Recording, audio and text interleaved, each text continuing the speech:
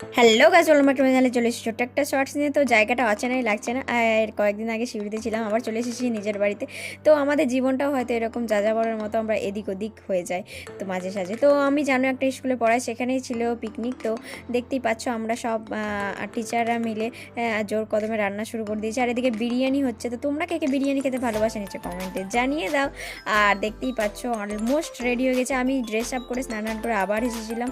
আর এদিকেই জানোই তো আমাদের এদিকে নেটের প্রবলেম হয়েছে কিছু একটা কারণে। তো সেই জন্য দেখতেই পাবে একটু পরে কতটা ভিড় গঙ্গার ধারে, মানে সেখানে গিয়ে নেটটা চলছে। আলটিমেটলি আমরা রান্না করার পর খেতে পেলাম, তো ভালোই হয়েছিল খাবার দেওয়া। এটা হচ্ছে বাপ্পাদার নতুন ঘর, দেখতেই পাচ্ছ।